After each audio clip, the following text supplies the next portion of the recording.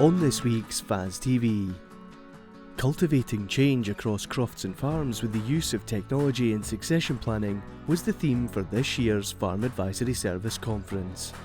Ahead of the event, we met with headline speaker Nicola Wordie to learn how she uses technology on her farm and hear how her family have started succession planning. Later, we're at the conference, where we hear from several of the day's speakers discussing topics from heat and disease detection boluses to EID cattle tagging and inheritance tags and succession, all aimed at helping rural businesses.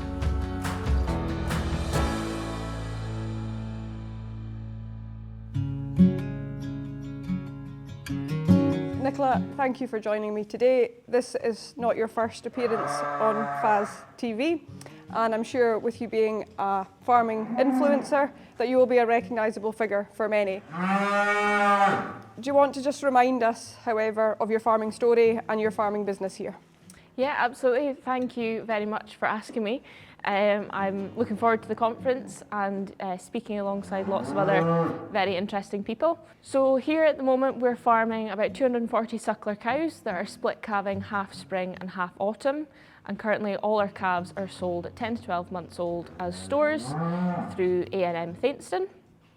Then we have about 1,000 breeding ewes, which are mostly Scotch mules, and they're put to Texel tups, and they start lambing from the start of March, my early batch, and then main batch end of March, and all lambs are finished off grass and mother's milk. I don't think that we cannot mention the recent wintry weather. So 2026 has so far brought several challenges for farmers, especially here in the northeast. We've had heavy snowfall, bitterly cold temperatures and heavy rainfall, which has brought flooding.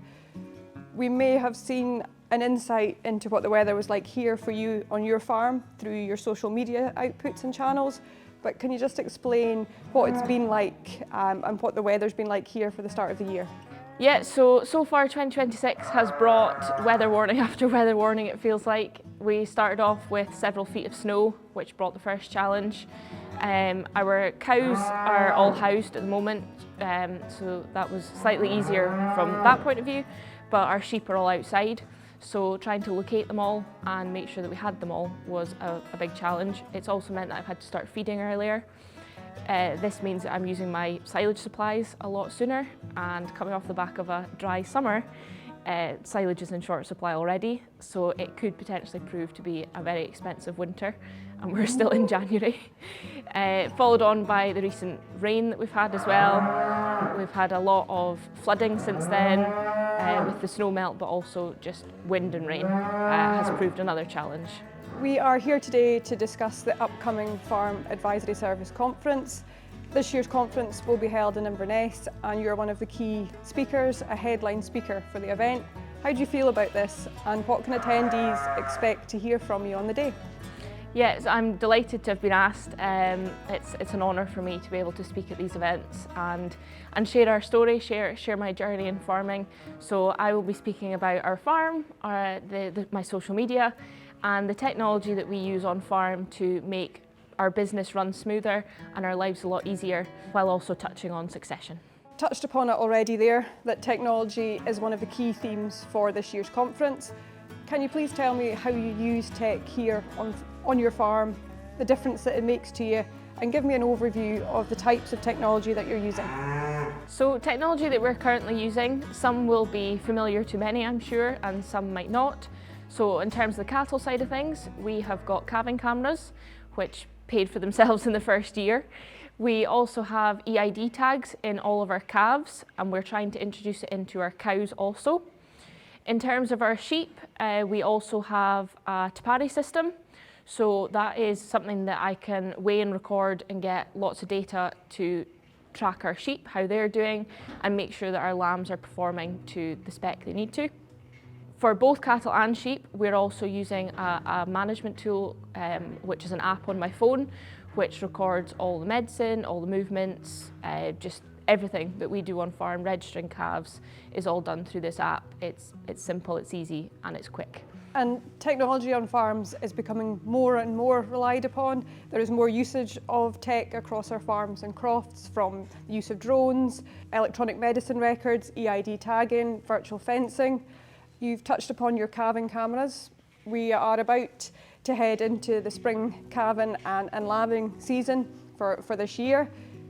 How does tech play a role in calving and lambing here? It plays a huge role. They've only been installed recently, and since we moved our sheep enterprise to lambing inside also, we now have cameras for them in their shed. And as I say, it's already paid for themselves, both the ewes and the cattle. It makes life so much simpler in terms of we can see from a distance if a calf has sucked.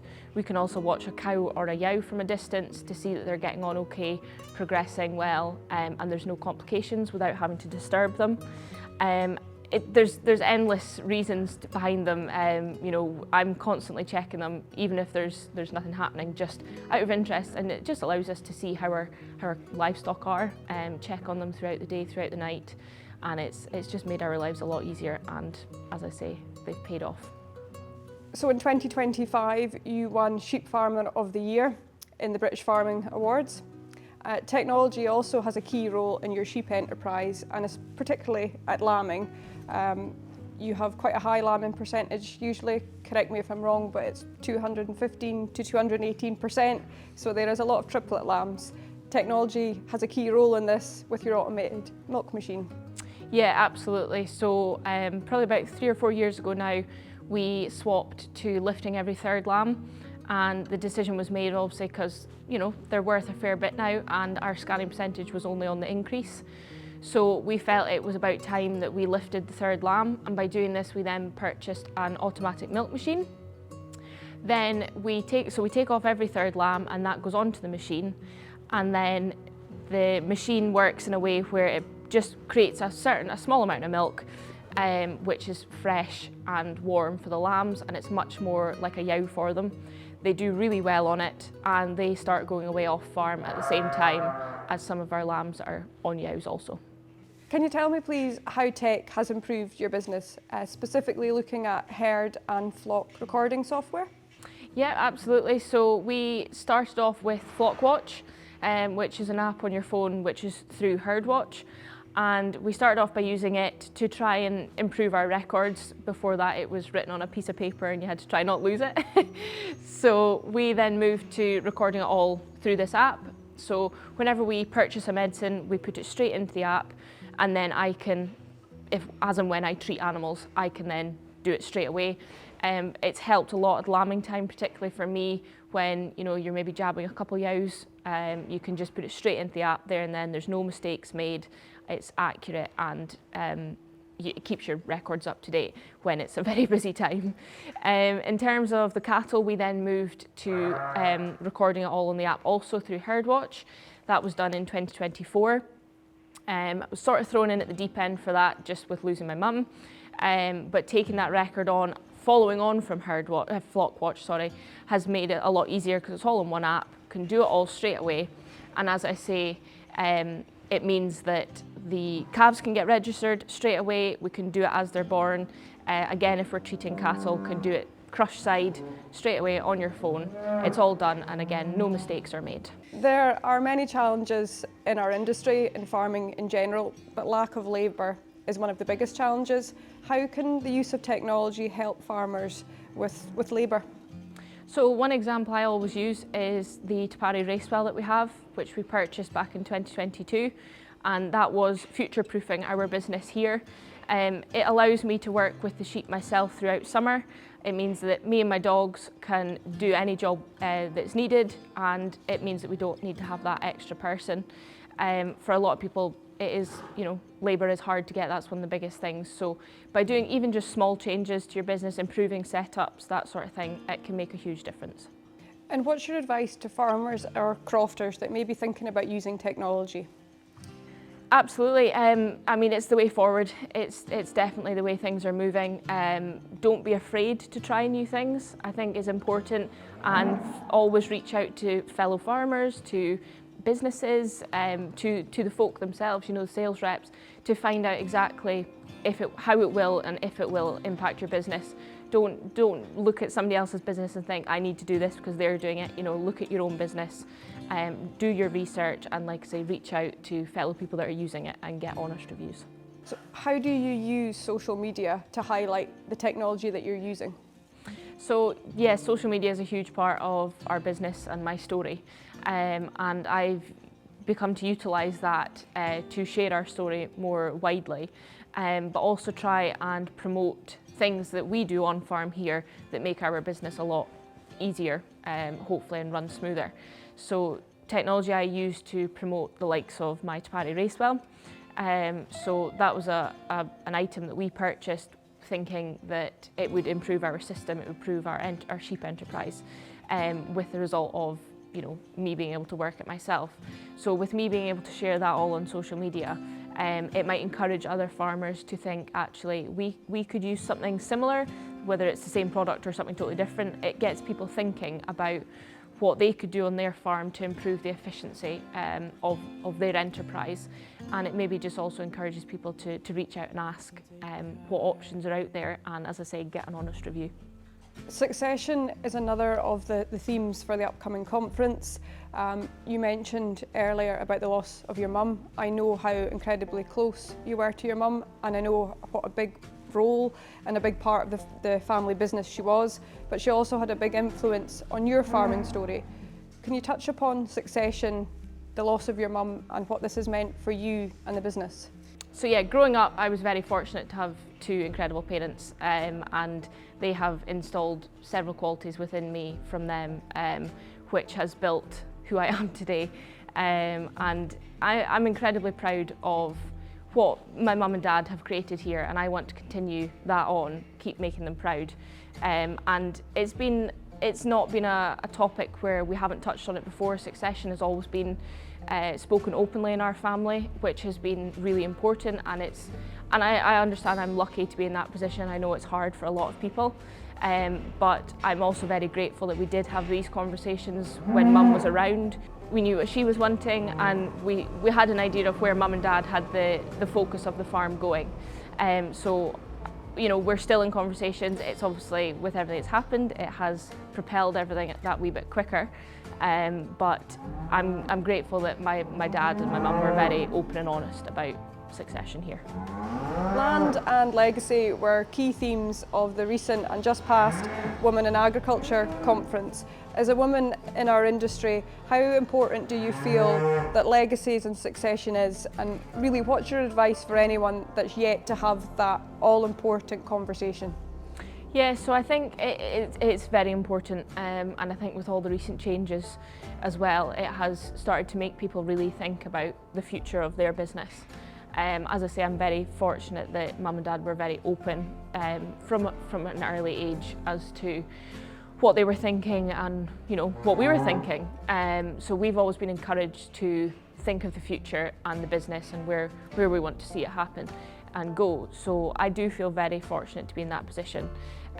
For people that are maybe starting to have these conversations or maybe wanting to but aren't sure how to approach it, I would say it's definitely something that needs to just be asked.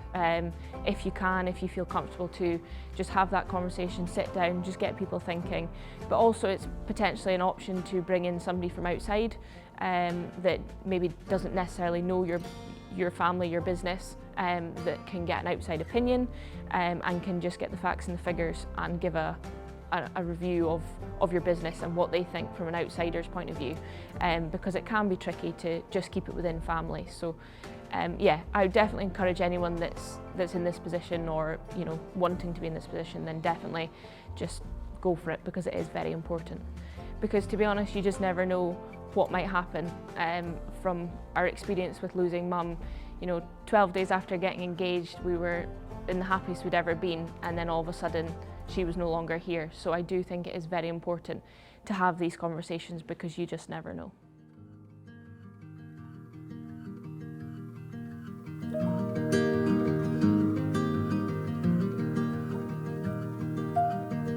So the key theme for the conference was technology, but we also wanted to hit on some topical subjects such as the inheritance tax, succession and biodiversity. And our speakers, we had Nicola Wordie, a livestock farm her, so she told her story, but also the succession story on her farm and how it's affected her. And we also had Robert Young on EQ accountants who touched on inheritance tax and also succession planning as well. Patrick Laurie did a workshop on biodiversity as well. So we tried to have a lot of technology, but technology that could be used on farm, not something that could be on farm in 4 or 5 years' time or on a croft in 4 or 5 years' time. It was for now that people could actually, with David Girvin speaking on virtual fencing. So again, something that could be on farm or croft tomorrow, if need be. Technology on farms going forward is going to be more and more important. Nicola Wordie also touched on the record keeping side and what she's now using from pen and paper onto actual technology, and how it's saved her a lot of time and probably reduces mistakes as well. So a win-win situation for her. I think the highlight has been to see that there's plenty of technology available which would help farmers and crofters in the future. We've heard how easy it is to implement it and how it would help their businesses going forward. Today's been brilliant. It was an honour to be asked to speak here, and I've heard some lovely comments after speaking, which has been really, really reassuring. And it's been lovely to have such an interactive audience as well. I mean, that makes it that bit more engaging as well for myself. You know, you're not talking at people, they're engaging and asking questions too. So no, it's been really good. It's hugely important to get time off farm, whether it's, you know, maybe going to see someone else's farm. It doesn't necessarily have to be totally non-farming related, but I think just stepping off farm and being able to have half an hour, whatever it might be, off your own farm, coming to events like this, or whether it's, you know, meeting up with a friend or going to the mart, that sort of thing. It is hugely important for everyone, if you can, even just small moments to get off. Yeah, technology is definitely going to be a huge thing coming forward. I think we've seen a lot of it introduced recently, and more people are engaging and looking to the future, and particularly looking to see how they can make their own business more efficient. So I think it is going to become more and more prominent on farms. Today as well, hearing from so many different options, whether it's, you know, little small changes on farm to, you know, bigger, more expensive bits of kit, whatever it might be. You know, I really encourage anyone to ask about, speak to other farmers, you know, speak to the people here today, and get in touch with them even after the conference and follow up and see how maybe parts of their technology can be incorporated into your own business to improve efficiency for yourselves. So the bolus, quite a simple little device. It gets given to the cow much the same as any mineral or worming bolus, so with an applicator gun like this. And inside the bolus is a lithium-ion battery, little PCB board and an antenna that records data like activity and temperature. So it's got a little accelerometer and thermometer inside it, and so we can get a wealth of data from that bolus.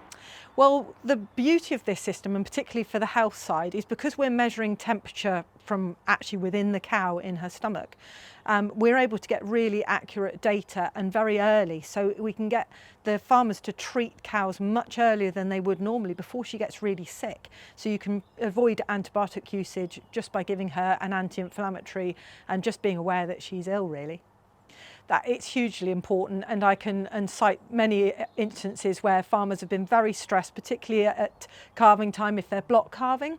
So what the bolus does is it looks for a drop in temperature around calving time, so she needs a due date in there to be able to get that accurate data. And then it lets the farmer know that within 6 to 18 hours that calf should be being born.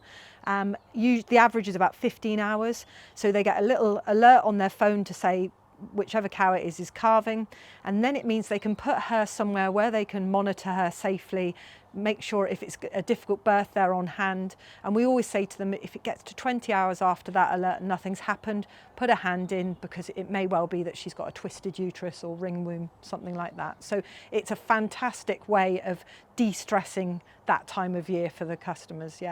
Yeah, so inside this bolus is, as I say, a PCB board, and that uses LoRaWAN, so low range frequency, to send the data to a base station.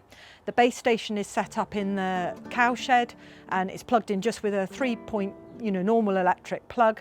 And inside that base station there is a little SIM card, which is a roaming SIM card, so it finds the best signal wherever it is, and that data then gets sent to our SmacksTech cloud, analysed and sent back to the customer either as a push notification on his phone or by email to his web programme on the computer.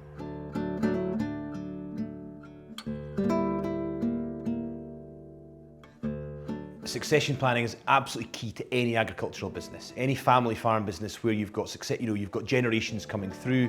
It's key. The inheritance tax rules changing in October 24 it was a negative impact because obviously it's going to impact people financially. The one positive from it is it started the succession planning discussions for an awful lot of people that had previously put it to the back of their minds. No business can go forward without the proper succession planning. The rules changing, effectively what's happened is we've gone from businesses receiving 100% relief on the value of the stock, equipment, land that they own, to now that relief being capped. Initially, the government indicated there was going to be a £1 million per person cap. That's actually now increased to £2.5 million per person. Previously, that relief was non-transferable between spouses. That relief is now transferable.